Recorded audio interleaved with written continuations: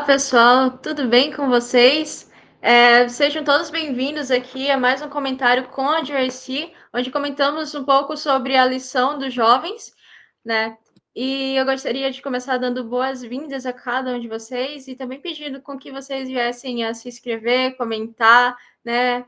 Curtir e compartilhar também, né? Coisa boa tem que ser compartilhada. Também mande para aquele seu amiguinho que você sabe que vai e precisa, né, ouvir um pouco da palavra de Deus, né? E eu também gostaria de dar as boas-vindas ao Leandro. Muito obrigada, Leandro, pela sua participação aqui, né? E, enfim, a lição, né, desse semestre, ele tá maravilhosa, né? Incrível. E é interessante porque ele vem comentando muito sobre a questão de Deus, né? Da existência de Deus, também sobre a questão da nossa fé para com Ele também, e dentre tantos outros detalhes. E a lição dessa semana, ela veio falando, o tema é sobre a assinatura do design. Ele conta uma história muito interessante sobre um ateu, que era muito famoso naquele tempo, que ele estudava questão de ciência, filosofia, astronomia e tudo mais, e diante disso tudo, ele acreditava fielmente que não existia um Deus, que na verdade tudo aquilo poderia ser explicado, que na verdade o universo era isso, aquilo, toda aquela história que já conhecemos. Só que ao decorrer do tempo, ele estudando de forma mais aprofundada, ele começou a ver que na verdade tudo aquilo não tinha como ter vindo assim do nada, sabe? Eita, aqui a poeira transformou-se em vida, não. Mas ele percebeu que aquilo dali só podia ser através de um Deus todo-poderoso. E nisso que ele veio a se converter, né? Já que ele era uma pessoa muito famosa, de muita influência, vários dos amigos deles vieram a criticá-lo, falando que ele estava doido, que ele era simplesmente um estúpido, que estavam também acusando ele de traição, enfim, e todo tipo de coisa ruim. Só que ele mesmo fala que ele foi acusado por pessoas que, na verdade, nem chegaram a ler o livro dele, né? Que, no caso, o nome do livro dele é Um Ateu Garante, Deus Existe, no caso. E ele faz assim, um comentário bem interessante que ele fala: embora eu tenha sido um crítico ferrenho do argumento do design, hoje vejo que, quando bem formulado, ele é uma defesa convincente da existência de Deus. Ele, no caso, ele estava se referindo a um argumento teológico, que no caso ele aponta que é um argumento que ele aponta para a existência de um Deus criador com base na ordem e complexidade do universo. Então, e ele também vai começar falando sobre a questão do início de tudo, né? E lá na Bíblia, quando a gente vai olhar sobre o início de tudo, começamos pelo Gênesis, né? E sabemos que nesse mundo, o caráter de Deus ele é muito distorcido. Só que isso acaba distanciando as pessoas, acaba levando a crenças erradas e tudo mais. E isso, no caso, me leva à primeira pergunta, que no caso seria: o que o relato de Gênesis 1 e 2 nos revela sobre o caráter de Deus e como ele age? Como de fato é o agir de Deus? Porque tem muitas pessoas que falam que Deus ele é isso, que Deus é aquilo, sabe, tudo de ruim. Mas lendo na palavra de Deus, será se ele é realmente tudo isso que falam? Então, né? Geralmente, quando se fala sobre a existência de Deus, existe muita controvérsia a respeito desse assunto, porque muitos dos críticos da existência do Senhor, eles geralmente comparam a história de Deus com a história de outros deuses de outras mitologias. Como foi muito bem citado, esse homem ele era um crítico ferrenho a respeito da existência de Deus. E geralmente você tem argumentos muito sofisticados, né? E, mas geralmente esses argumentos, em vez de combater a existência de Deus, muitas vezes eles trazem questões a respeito do caráter de Deus, assim, sabe? Como se não fosse possível não só Deus existir, mas como também não fosse possível ele ter as características que os distinguem não só como um ser inteligente, mas como Deus que se importa com a sua criação. Quando você olha para o relato de outras mitologias, por exemplo, você vê que os deuses, geralmente, eles nascem a partir de elementos da natureza, que são chamados de elementos primordiais.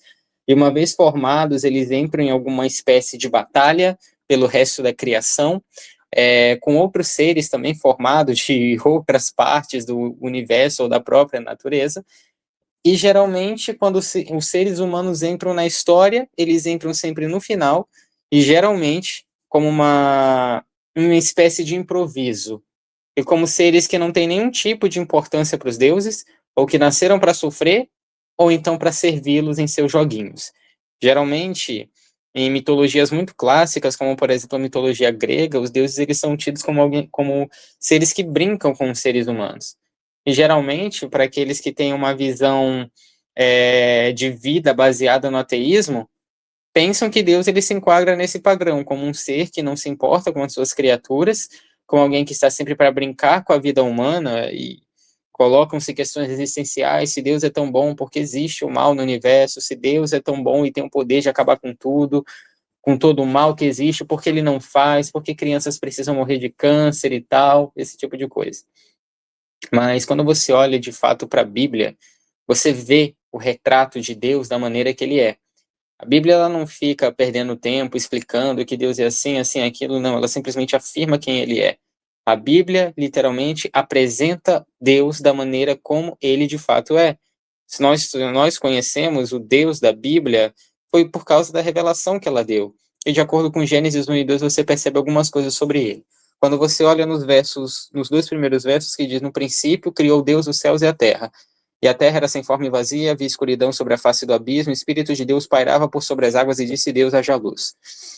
Primeira coisa, você vê que Deus ali é um Deus organizado. Você sabe que para que esse universo que a gente conhece tivesse condições de vir à existência, é preciso três coisas fundamentais: tempo, espaço e matéria. Essas três coisas precisam existir de maneira simultânea. E ele já constrói esses elementos logo no princípio. Quando você olha para o relato do verso 1 de Gênesis, no princípio, Deus cria o tempo. Criou Deus os céus. O céu é a representação do espaço. E a terra, a representação da matéria. Os três elementos primordiais da vida já são vistos desde a primeira linha da Bíblia, mostrando que Deus é um Deus inteligente e organizado. E não somente isso, ele é um Deus com intenção, porque ele sabe o que ele está criando e ele logo revela o propósito pelo qual ele criou aquelas coisas. O fato de precisar existir tempo, matéria e espaço era para que Deus pudesse colocar todos os outros componentes dentro desses três elementos. Por exemplo, Deus ele criou a luz. Depois ele cria o firmamento, novamente relacionando a questão de espaço. Depois ele cria os frutos da terra, relacionado à questão de matéria. Cria o sol e a lua e as estrelas para ajudar na questão do direcionamento, da contagem do tempo. Ele cria todos esses elementos com um propósito, pois como está escrito, Deus não criou a terra para ser uma nulidade, para ser uma coisa sem sentido. Ele criou para que ela fosse habitada. E assim Deus faz. Ele enche a terra de vida e constrói todo um ecossistema, não somente organizado, mas que vive em completa harmonia entre suas partes. Os animais acabam sendo criados como uma maneira de povoar a terra e também de manter o controle do planeta de uma certa maneira, gerindo seus recursos e utilizando de alguma maneira proveitosa. Hoje mesmo, apesar do pecado de você ter animais comendo uns aos outros, você percebe que o mundo ainda funciona de maneira que é completamente possível você ter vida. Veja só, uma árvore não vive de seus próprios frutos. Ela, na verdade, cede esses frutos a outros seres. E ela geralmente se alimenta daquilo que a terra dá. E se alimenta também da água do riacho, ou seja, todo o ecossistema ele vive numa dependência uns dos outros. Assim também como o corpo humano funciona em uma relação de dependência. Você não vê o seu sistema digestivo funcionando de maneira independente do seu sistema nervoso. Um comanda o outro. Na verdade, todos os sistemas são interligados, de maneira que mostra que Deus ele é um Deus que preza pela união. Mas não somente isso. Deus também é revelado em Gênesis 1 e 2 como um Deus de detalhes, justamente porque ele cuida de cada parte de maneira minuciosa.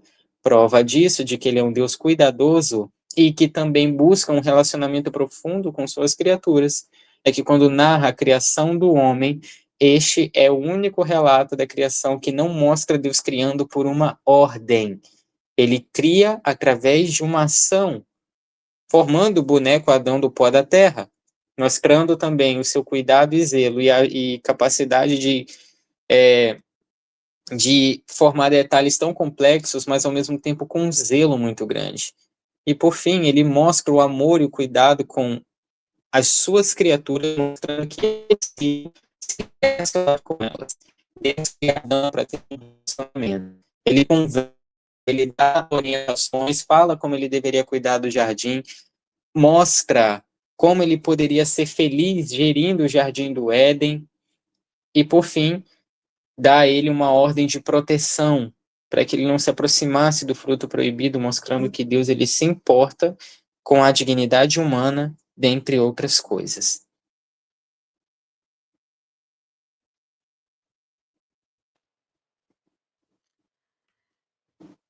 Você falou tudo, na verdade, né? É interessante porque tem um comentário que, assim, hoje em dia eu não sei como é que ele tá, mas há um bom tempo atrás, que falava que, o Deus do Velho Testamento é simplesmente um Deus ruim, de guerra, de morte, disso e daquilo. Mas o Deus do Novo Testamento é um Deus de amor, de paz, de alegria, tudo mais. Só que é um verso bem interessante que fala que Deus, ele não muda, né? E esse mesmo Deus de amor que a gente olha no Novo Testamento é o mesmo que a gente pode encontrar no Velho. E justamente no começo de tudo, em Gênesis também, né?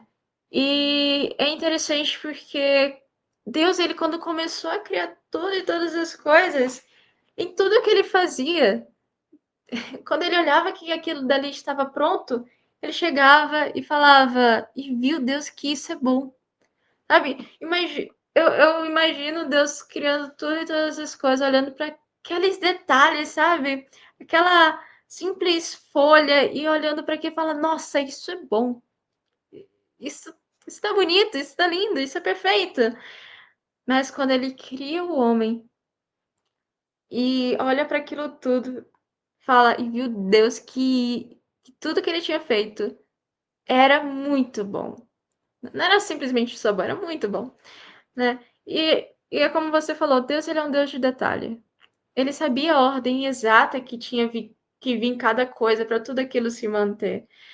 Também a questão da, como você estava bem falando, a questão da distância até mesmo do Sol, a distância da Lua, né? A gravidade, no caso, na medida certa, porque a gente sabe que tudo foi assim de forma tão minuciosa que se fosse para mais daria errado, se fosse para menos também faria falta e tudo isso aqui logo se acabaria. Mas Deus ele deixou tudo na medida certa. E é isso que ele faz. Ele ele é muito perfeito para errar, né? Então, em cada decisão, em cada criação, Deus ele sabia muito bem o que estava fazendo. E com toda certeza, ele fez tudo isso com propósito também. De, né, quando ele criou todas as suas criaturas, no caso, Deus ele não faz nada em vão. Se ele criou o homem, também não foi em vão. E, lógico, ele também deixou ali algo para o ser humano fazer, para não ficar com a mente vagando, né? Porque, antes de tudo, ele também se importa com as suas criaturas. Não é simplesmente uma criação.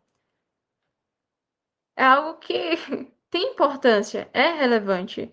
Quando a gente vai olhar a questão dos deuses, no caso, daqueles, daquelas histórias de mitologia grega e tudo mais, onde simplesmente eles nascem, mas eles começam a guerrear um contra o outro, tudo mais, e tudo aquilo é uma grande confusão, porque um traiu o outro ficou com isso. A gente só olha que é uma grande confusão. E é só guerra, guerra, guerra. E quando a gente vai ver a questão do ser humano na, na questão da mitologia, a gente vê que simplesmente o ser humano foi criado, na verdade, para satisfazer, no caso, os desejos dos deuses. Mas quando a gente olha para o que, na verdade, seres humanos só são, tipo, um servo, um escravo. Tu tá aqui só para me servir, tu não vale de nada, né? Mas quando a gente olha para a Bíblia, é totalmente ao contrário. Deus, ele cria tudo com amor. Deus, quando começa lá o relato, fala que no princípio Deus criou os céus e a terra. Aqui não começa com uma luta, como começa nas histórias lá da mitologia grega. Não começa com luta. É simplesmente algo. É uma paz. Deus, ele olhou para a terra, falou: não, eu vou criar alguma coisa aqui, né? E ele fez tudo aquilo com tanto carinho, com tanto cuidado. E diferente também dessa questão dos outros deuses, onde o ser humano ele só serve tipo só para me satisfazer, para fazer as minhas vontades e tudo mais, não serve mais de nada. Quando a gente olha na criação, simplesmente o ser humano quando foi criado, na verdade ele é o ponto alto da criação, né? É interessante porque quando Deus ele criou os céus, a terra e tudo mais, ele apenas falou. Ele falou, não, cria isso, haja isso e tudo mais. Mas quando foi para formar, para criar o ser humano, o próprio Deus começou a modelar cada parte, sabe? Ele colocou, ele não foi apenas nas palavras, mas ele colocou a mão na massa, como a gente fala. Ele foi lá e fez. Ele criou com tanto amor, tanto carinho, tanto que também quando ele viu que o homem estava lá trabalhando, estava cultivando o solo, que era algo simplesmente maravilhoso, ele olhou assim para o homem e falou assim: não é muito bom que ele esteja só. Vou criar também uma companheira para ele. Né? Então ele pensava também nas necessidades de Deus, ele se importa conosco, a ponto de até mesmo suprir cada necessidade nossa. E às vezes nem precisamos falar, mas o ponto de estarmos ali em comunhão constante com Deus e dar essa abertura para Deus agir na nossa vida da forma que Ele bem deseja, com toda certeza, que até mesmo tem aquele Salmo 139, em que fala que antes mesmo que as palavras elas venham em minha boca, o Senhor já sabe, já conhece elas por inteiro. Eu não sei quantos de vocês já tiveram aquela experiência de simplesmente estar ali no seu dia a dia e só pensar em algo, só pensar, tipo, nossa, quanto eu gostaria disso, ou tá ali, sabe, só pensando, e Deus, ele responde aquilo de uma forma incrível. Você fala, nossa, eu só estava pensando, mas Deus, ele foi lá e me respondeu, porque Deus, ele se importa. Ele se importa conosco. Ele se importa com os nossos sentimentos, ele se importa com, sabe, cada falta que sentimos, cada necessidade, Deus ele olha, ele quer suprir.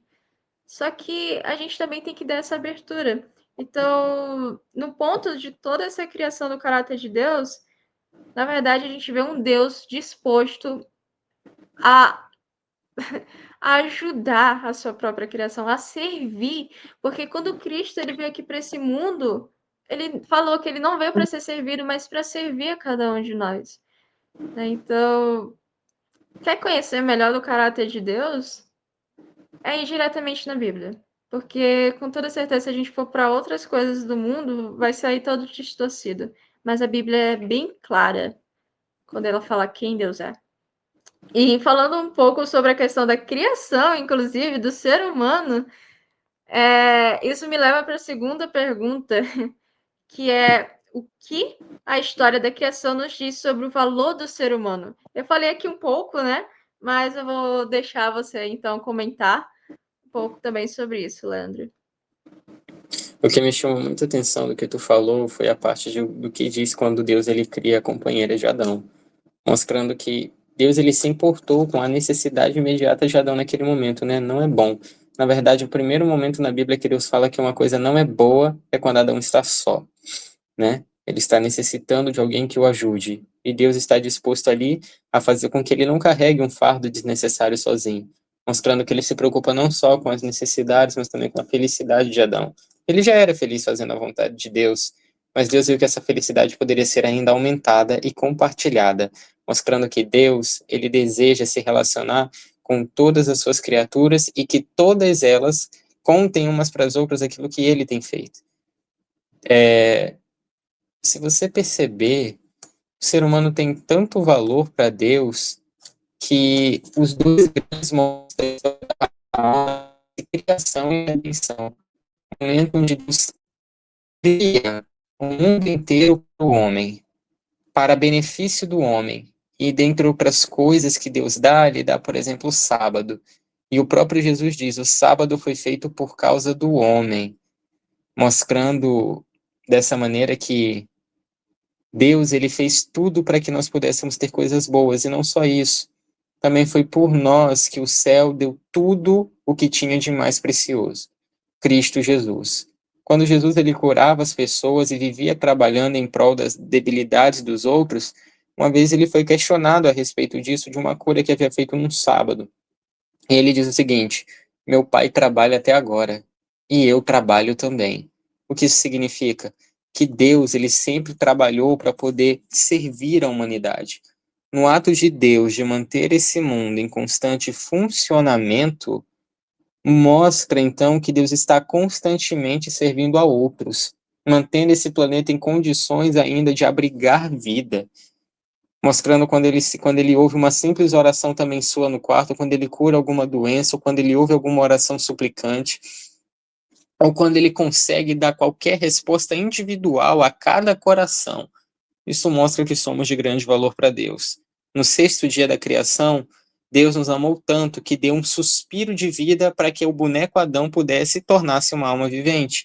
E também no sexto dia, no dia da redenção, da morte de Cristo, na crucificação, naquela sexta-feira, ele também deu um suspiro que daria a vida por nossa redenção.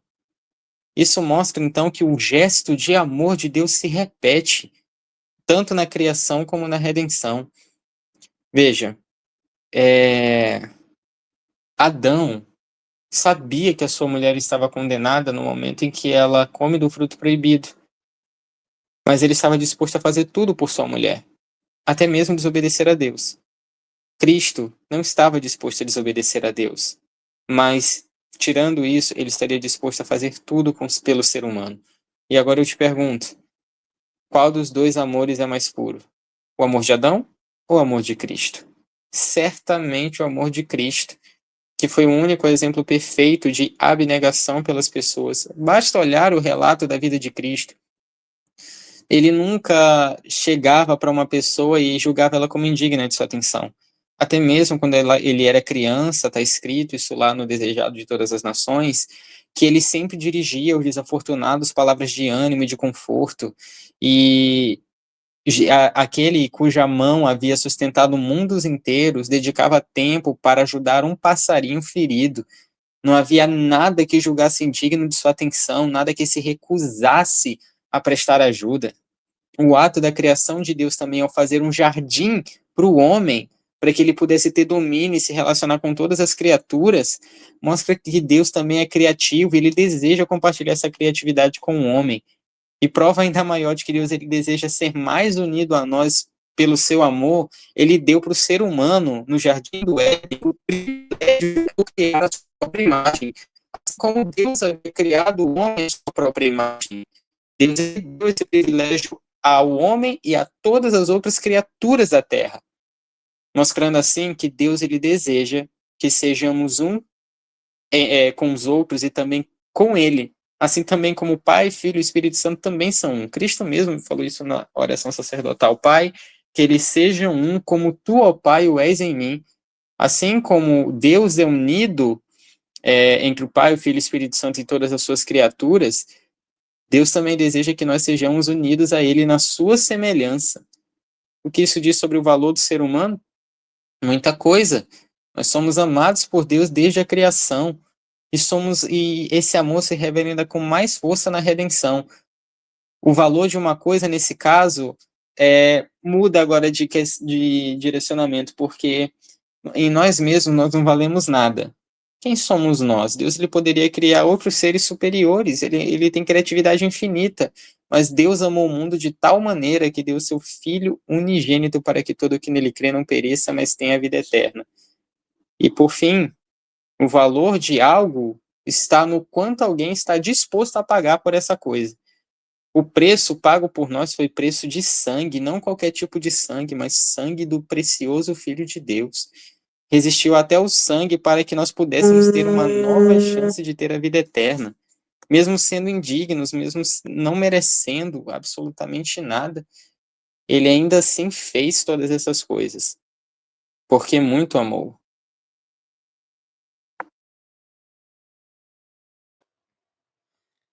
Quando você estava falando, me veio assim em mente vários versículos onde fala justamente sobre isso, sobre a questão do amor de Deus para com o ser humano. É um versículo que eu sinceramente gosto muito, em particular, que está lá em Romanos 5, 7 a 8, que fala: dificilmente alguém morreria por um justo, embora por uma pessoa boa alguém talvez tenha coragem para morrer.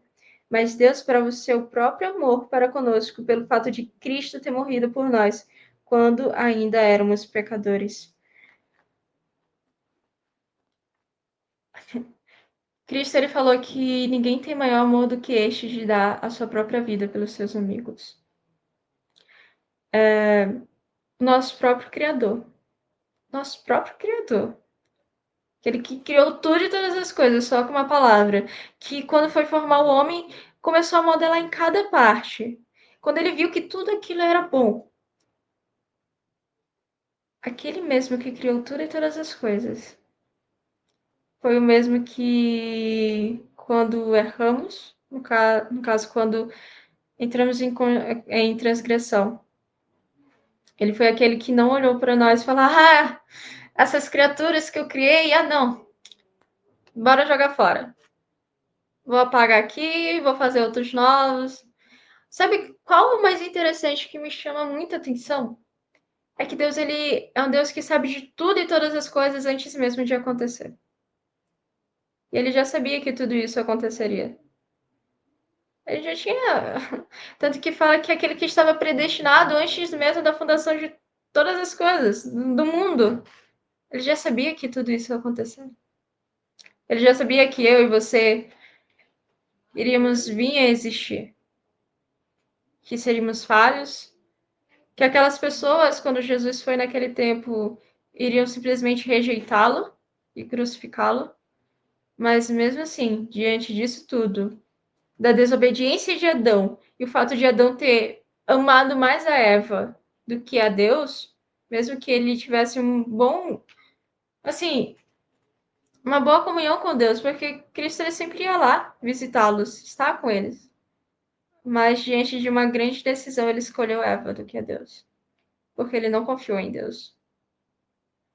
Mas diante disso tudo, Cristo ainda olhou para cada um de nós e falou: eu vou morrer por cada um deles.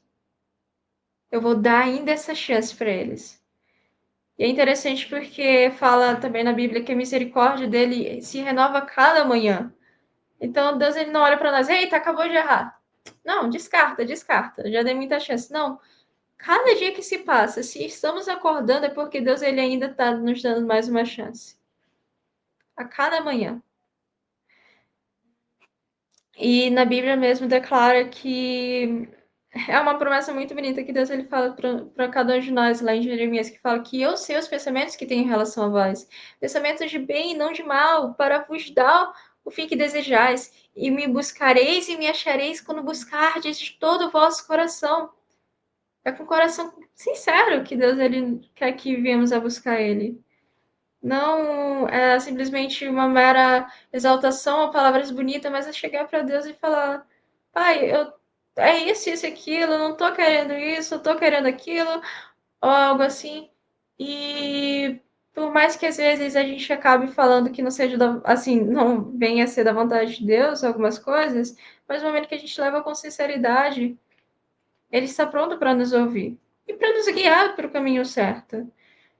Né? Então, o valor do ser humano para Deus é algo que não tem nem como falar em si um valor, porque foi algo que simplesmente o nosso próprio Criador veio e se sacrificou por cada um de nós.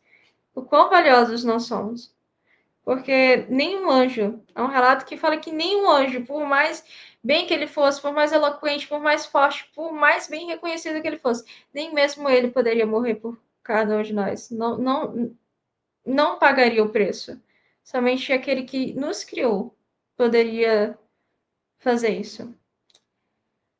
E é nesse momento que a gente dá uma pausa e a gente vai dar uma grande dica para vocês. Então, dica de hoje.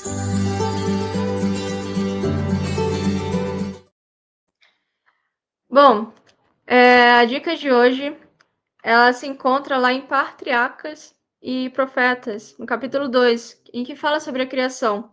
Então, lá vocês vão entender de uma forma mais aprofundada, também olhando para alguns detalhes sobre tudo que aconteceu ali desde o início. E eu garanto para vocês que é muito interessante, muito, muito bom. Sabe, entender tudo isso de forma mais aprofundada, sabe, vendo ali. Enfim, eu indico que vocês leiam, vai ser uma benção. E com isso, então, a gente passa para a nossa terceira e última pergunta, né? E a gente falou aqui um pouco sobre a questão do caráter de Deus, sobre a questão do valor do ser humano para Deus, mas tem uma coisa que também fica, que é de que maneira a presença de Deus se torna evidente em nossas vidas. Como é que as pessoas podem ter certeza que Deus está comigo? Muito bem. Como que a presença de Deus ela pode ser revelada na nossa vida? A partir do momento em que nós tomamos a decisão de olhar para Ele. Muitas pessoas não conseguem reconhecer a Cristo simplesmente porque olham muito tempo para suas próprias convicções, para suas próprias opiniões e até mesmo para suas próprias dores e seus problemas. Os discípulos no caminho de Emaús estavam num dia muito triste, mas aquele era o dia mais feliz desde a criação do mundo, porque era o dia da ressurreição do Senhor. Isso significava que o sacrifício, o plano de redenção havia dado certo.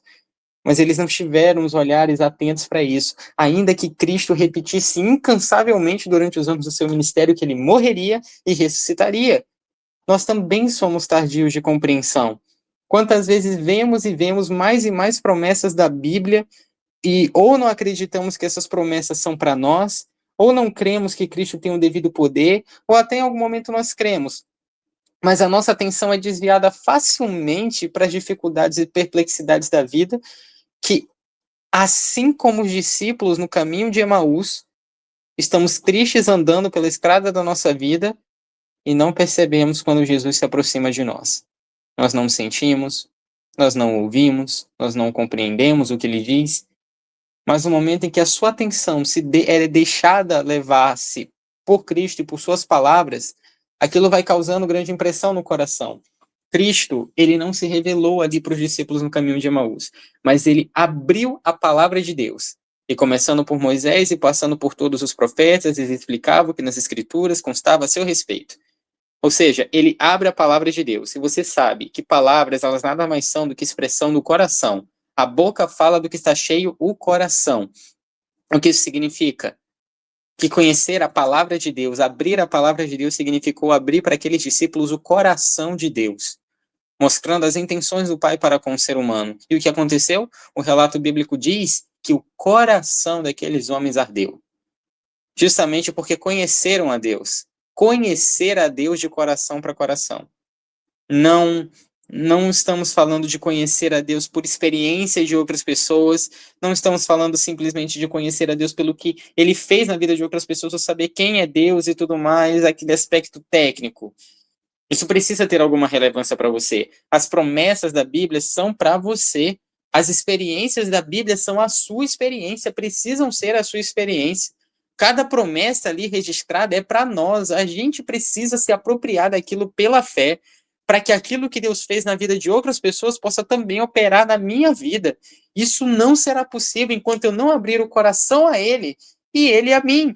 Isso significa o quê? Amar a Deus significa conhecê-lo. Amados, nisto amemos uns aos outros, porque o amor procede de Deus.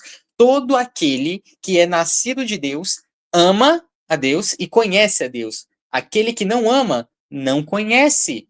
O que isso significa? Que para que eu possa amar a Deus, para que eu possa reconhecer a Deus, para que eu possa percebê-lo, eu preciso conhecê-lo. Amar a Deus envolve conhecimento profundo e experimental de Deus, não pelo que alguém disse, pela experiência que outra pessoa viveu. Aquela experiência dela não é a minha. E Deus, ele nos chama sempre para uma experiência individual. Os discípulos do caminho de Emaús só reconheceram Cristo depois de ter um contato com ele nas Escrituras. Mas não foi só isso que aconteceu. Quando eles terminaram a caminhada, já estava anoitecendo. Jesus, ele fez menção de passar adiante, de ir embora, continuar o caminho dele. Quantas vezes não nos encontramos com Cristo na estrada da vida, vemos de alguma maneira ele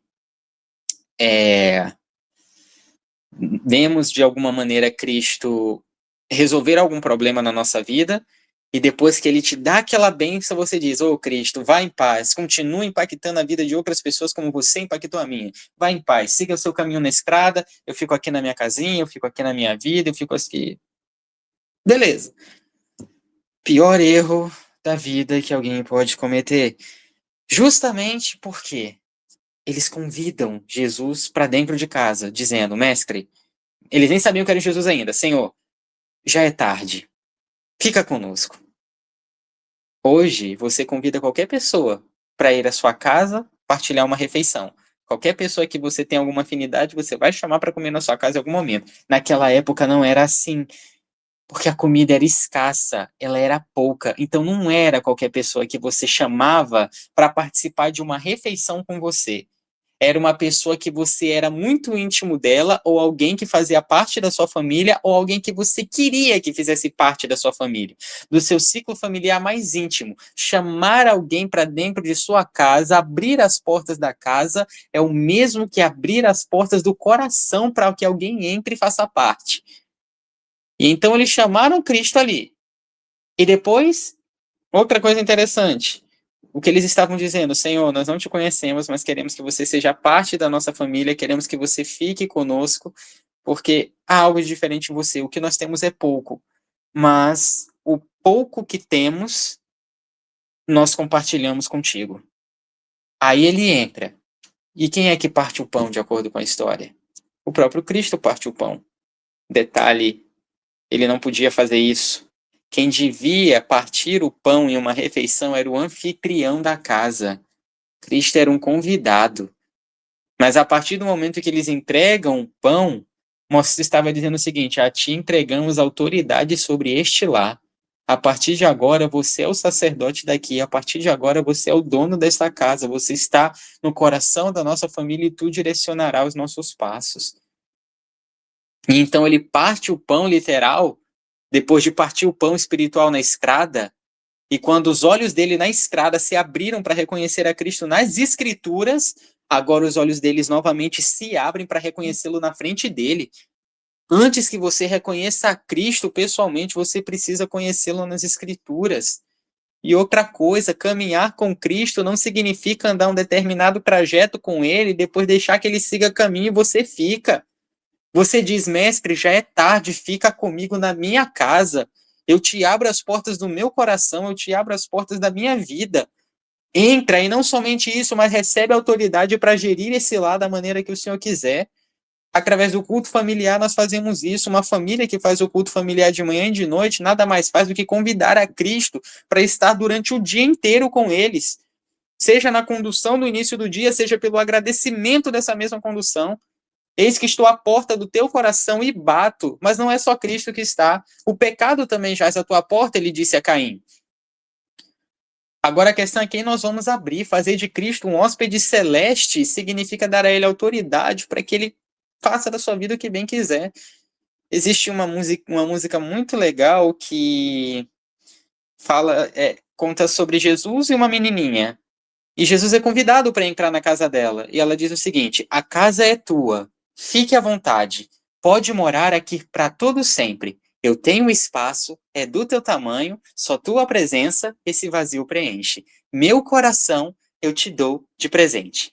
E Cristo responde: só você não sabia, mas eu já queria conviver com você todos os dias. E agora que sei, que aqui sou bem recebido, sei que seremos melhores amigos. Estarei sempre aqui, não estás mais sozinha. Te fazer feliz é a minha alegria. Me sinto tão bem aqui, vai ser um lindo dia. Vou arrumar tua sala, pintar as paredes. Pode deixar que eu vou caprichar. Vou trocar a mobília. Somente confia, sei muito bem do que você vai gostar. Ela diz: a casa é tua. E ele diz: estou à vontade. Estaremos juntos para todo sempre. Isso é uma coisa incrível. E sabe o que é o melhor? Os discípulos não precisaram reconhecer Jesus para que ele se aproximasse deles. Você não precisa ver a Cristo. Você não precisa sentir a Cristo. A experiência cristã envolve, mas não é sentimento. Jesus se aproximou dos discípulos independente de eles perceberem sua presença ali. Eles não sabiam que era ele, mas isso não impediu Jesus de se aproximar. Ainda que você ache que não pode ser compreendido nem por Cristo, nem por ninguém, isso não impede que ele se aproxime de você. Se aproximar de nós é uma iniciativa dele, mas abrir a porta do coração é uma decisão nossa. A prova de que Cristo nos entende tem um texto, acho que eu até mandei para você uma vez, Esther, que é o seguinte: filhinhos meus, conheço vossas lutas, eu as enfrentei. Conheço vossas lágrimas, eu também chorei. Aqueles pesares demasiado. Aliás, eu também chorei. Aqueles problemas demasiado profundos demais para serem desafogados em qualquer ouvido humano, eu os conheço. Quando sentires que estás desesperançado e que não pode encontrar esperança, olhai para mim e viver. Eu misturei dois textos que são muito parecidos. E um deles termina dizendo que em Cristo temos um amigo mais chegado que o irmão. Ele não é simplesmente um Deus que criou o mundo inteiro e agora não está nem aí para você. Mas a própria Bíblia fala que esse mesmo Deus gigante se fez pequeno a ponto de conseguir conversar com Adão face a face, se fez pequeno a ponto da própria divindade se tornar um com a humanidade por toda a eternidade, pois Cristo será Deus homem para sempre. E dessa maneira, ele deseja também habitar conosco e diz: aonde eu estiver, quero que vocês estejam também. Como Deus pode revelar a minha presença? Basta que eu decida conhecê-lo, reconhecê-lo, caminhar com ele e, por fim, convidá-lo para habitar na minha casa, no meu lar e na minha vida.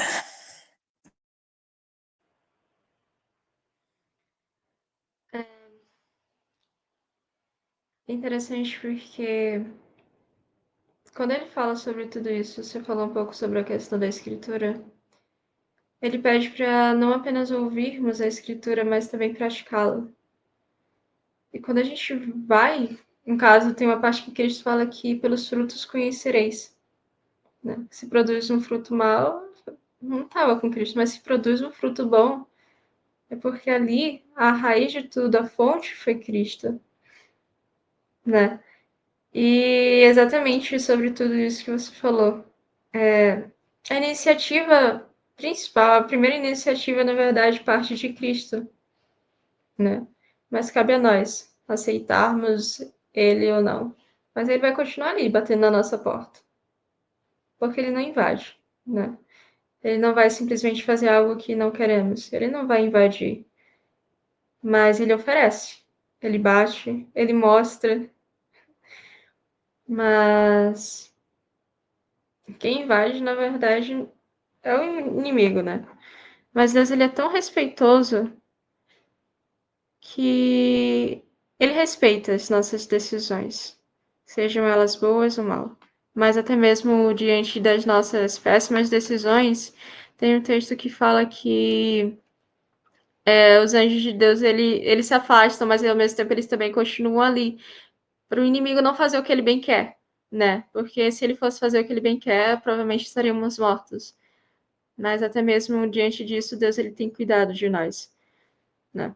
E tem uma parte lá em Gálatas que fala sobre os frutos do Espírito, que fala que, no caso, ele está ali falando sobre os frutos maus, né? Os frutos ruins, que, enfim, adultério, inveja, impureza, essas coisas. Mas quando a gente vai olhar o que Deus, no caso, produz e o que ele tem a fazer através de cada um de nós quando convivemos com ele, a gente vê que os frutos, no caso do Espírito, ele é o amor, a alegria, a paz, a longanimidade, a benignidade, a bondade, a fidelidade, a mansidão, domínio próprio.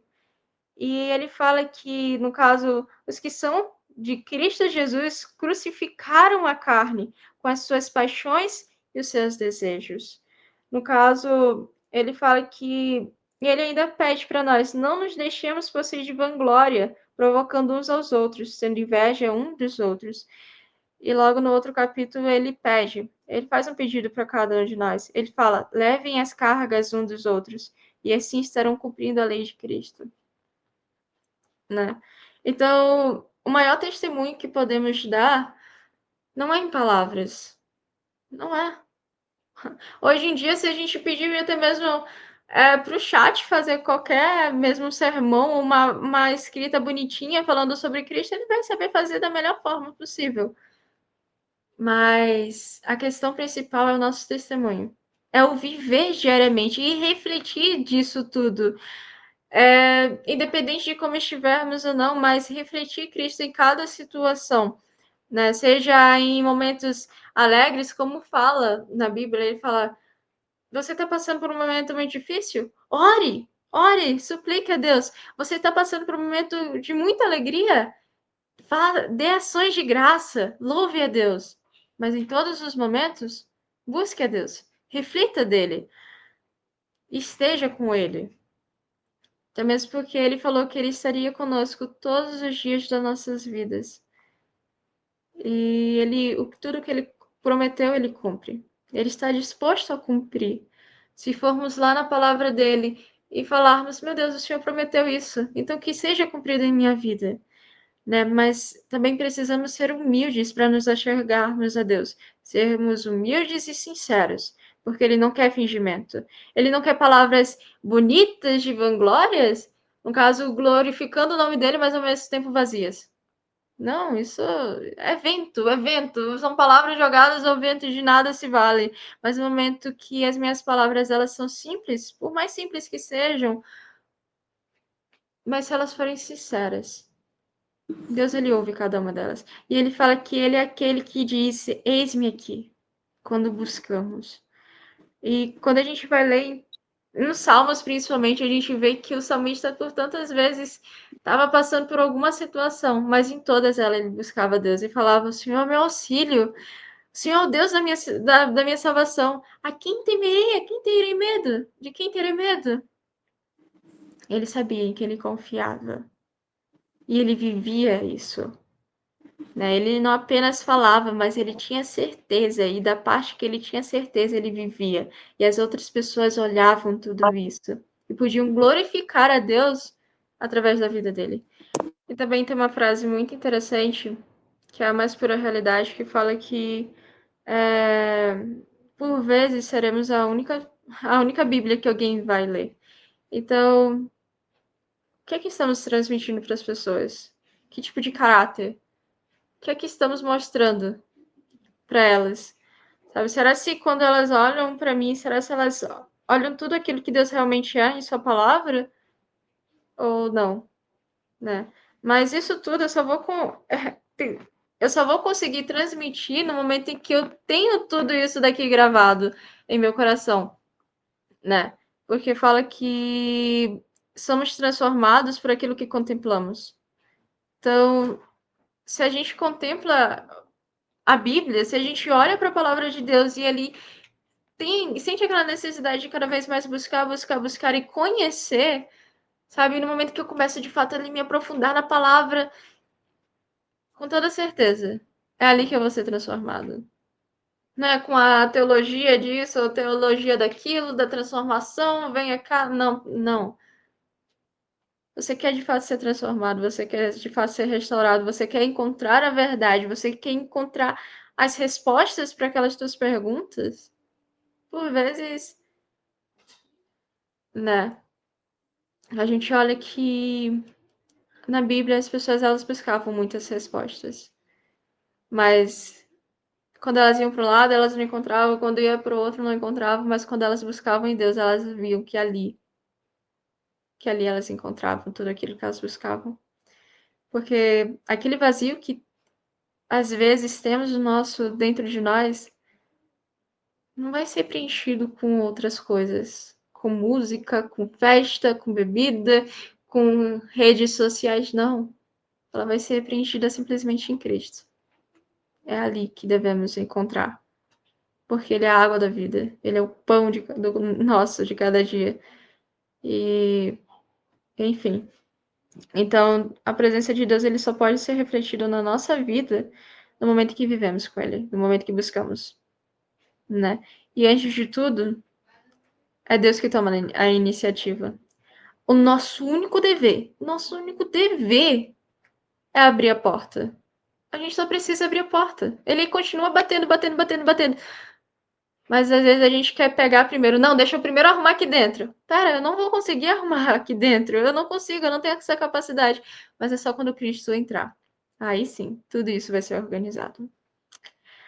Bom, pessoal, foi muito bom tê-los aqui conosco nesse comentário.